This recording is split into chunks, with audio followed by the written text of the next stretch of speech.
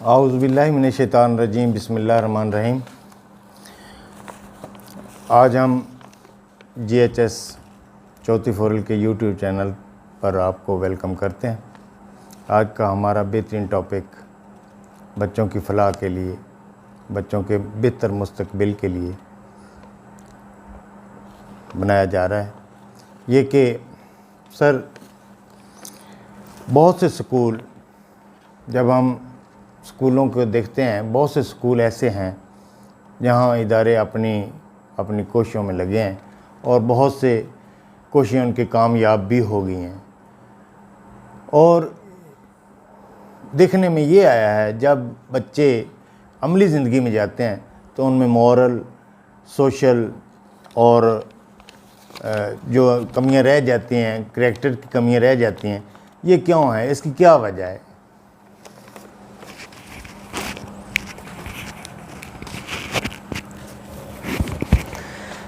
Ji thank you. बिस्मिल्लाहिर्रहमानिर्रहीम।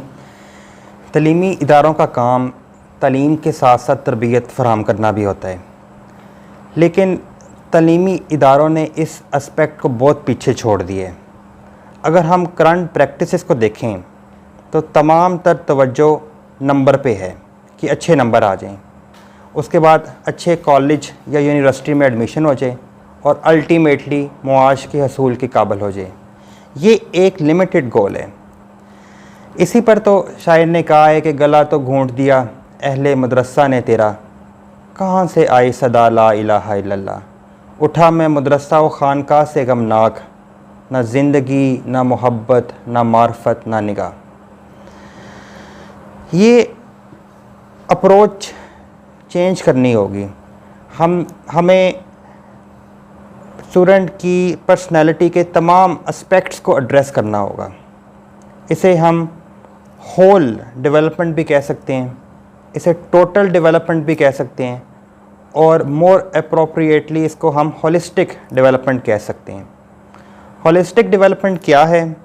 इस पर जाने से पहले हम ये देख लें कि हमारा अल्टीमेट गोल क्या होना चाहिए, हमारा ऑब्जेक्टिव क्या होना चाहिए। हमारा ऑब्जेक्टिव तो ये होना चाहिए कि हम बाकरदार मुसलमान और ज़िम्मेदार शहरी प्रोड्यूस करें।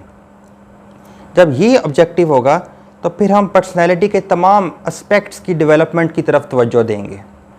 अब हम बात कर लेते हैं कि होलिस्टिक डेवलपमेंट में कौन कौन से एस्पेक्ट्स आ जाते हैं। इसमें सबसे पहले फ़िज़िकल एस्पेक्ट है, उसके बाद मेंटल एस्पेक्ट है। मेंटल एस्पेक्ट के अंदर फर्दर 3 सब कैटेगरीज़ हैं, एक इंटेलेक्ट, दूसरा इमोशनैलिटी और थर्डली एस्थेटिक। इसके बाद सोशल एस्पेक्ट है और लास्ट में स्पिरिचुअल एस्पेक्ट है। जहाँ तक फ़िज़िकल एस्पेक्ट का ताल्लुक़ है तो सारी एक्टिविटीज़ फ़िज़िकल फ़िटनेस पर बेस करती हैं। अगर फ़िज़िकली स्टूडेंट फ़िट होगा तो वो लाइफ की तमाम एक्टिविटीज़ में भरपूर तरीके से अपना रोल प्ले कर सकेगा, पढ़ाई में भी अच्छा होगा, उसकी जो कोग्निशन है वो ज़्यादा अच्छी होगी। इसमें बच्चों को हेल्दी लाइफस्टाइल के मतलब बताया जाए, प्रॉपर और बैलेंस्ड डाइट के मतलब अवेयर किया जाए, एक्सरसाइज की हैबिट्स डाली जाएं और प्रॉपर स्लीपिंग के मतलब बताया जाए। उसके बाद जो अगला एस्पेक्ट है वो है मेंटल एस्पेक्ट में हम पहले फर्स्ट कैटेगरी की बात करते हैं जो कि है इंटेलेक्ट। इस पे कुछ हद तक तो काम हो रहा है, लेकिन जो हो रहा है वो सिर्फ रोट लर्निंग और क्रैमिंग तक है, टट्टा लगाने तक है। इसमें हमने स्टूडेंट को अमली ज़िंदगी गुजारने के काबिल बनाना है, जिसमें बहुत सारे प्रॉब्लम्स आ सकते हैं। ऐसी किसी की ज़िंदगी नहीं है जिसमें प्रॉब्लम्स ना हो। लाइफ में प्रॉब्लम्स आते हैं, उन प्रॉब्लम्स को अंडरस्टैंड करना, उन प्रॉब्लम्स को एनालाइज करने के बाद रिस्पॉन्सिबल डिसीजन लेना और एक्शन लेना।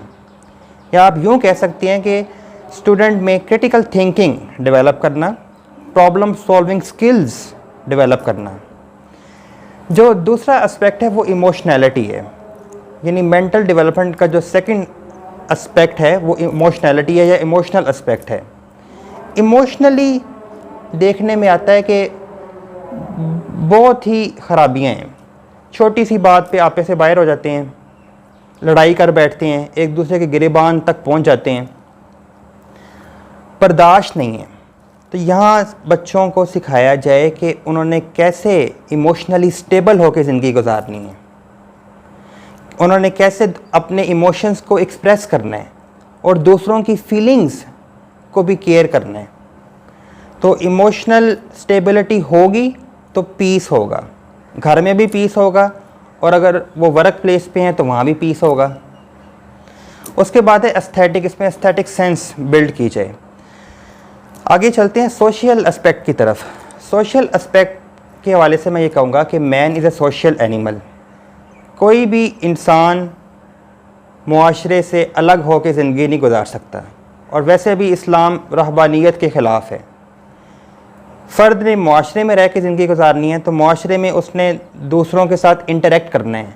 यहाँ आ जाएंगे इंट्रापर्सनल स्किल्स और इंटरपर्सनल स्किल्स कि दूसरों के साथ कैसे इंटरेक्ट करना है। घर में पेरेंट्स हैं, वालिद है, वालदा है, उनके साथ कैसे बिहेव करना है। स्कूल में टीचर्स हैं, एल्डर्स हैं, उनके साथ कैसे बिहेव करना है।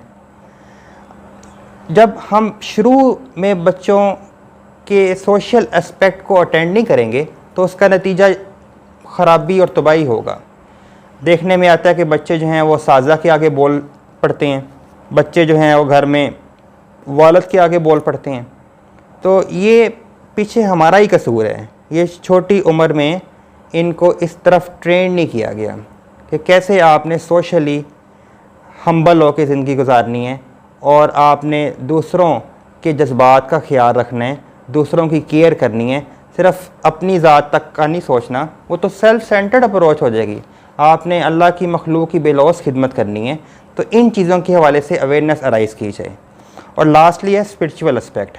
स्पिरिचुअल एस्पेक्ट है यानी डिवाइन के साथ रिलेशन, कुदरत के साथ जो हमारा ताल्लुक़ है, अल्लाह तबारक व तआला के साथ जो हमारा ताल्लुक़ है। इसमें जो सबसे पहली चीज़ है कि वो meaning and objective of life बड़ा वाज़े हो।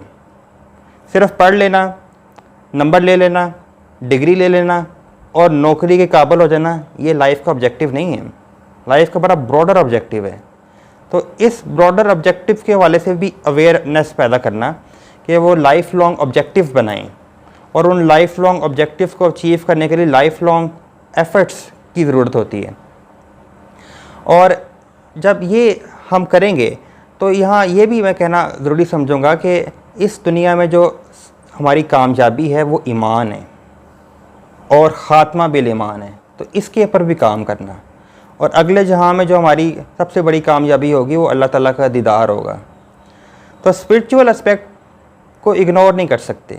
ये स्पिरिचुअल एस्पेक्ट है जो कि सिर्फ इंसानों के लिए ही है। बाकी जो एस्पेक्ट्स हैं वो किसी न किसी हद तक जानवरों में भी आप देख सकते हैं, ग्रोथ उनकी भी हो रही है, कुछ हद तक इंटेलेक्ट भी है और इमोशनलिटी भी है कि अपने जो हैं अंडे उनको छेड़ने नहीं देते, उनकी हिफाजत करते हैं। लेकिन जो स्पिरिचुअल एस्पेक्ट है वो सिर्फ़ और सिर्फ इंसान को दिया गया। तो ये जब हमारी तवज्जो होगी तो फिर हम एक मुकम्मल इंसान प्रोड्यूस करने की तरफ बढ़ रहे होंगे, और फिर ऐसा शहरी प्रोड्यूस कर रहे होंगे जो कि जब अमली ज़िंदगी में आएगा तो वो बाकरदार भी होगा, बाअमल भी होगा, वो पीएस भी होगा, नेक भी होगा, यूज़फुल भी होगा और अल्लाह की मखलूक के लिए बाइस रहमत भी होगा। ऐसे इंसान पैदा करके हमने जाना है कि जो कि मुआशरे के लिए फ़ायदामंद हों। नाज़रीन, आपने बात सुनी, अच्छी अच्छी बातें मियां उस्मान अली साहब के हवाले से आपने सुनी। हमारा नया चैनल देखने, हमारे नई वीडियो देखने के लिए आप हमारा चैनल सब्सक्राइब करें और बेल आइकन के बटन को भी दबा दें ताकि आप तक हमारी नई वीडियो पहुंचें और आप इस्तेफ़ादा हासिल कर सकें। शुक्रिया।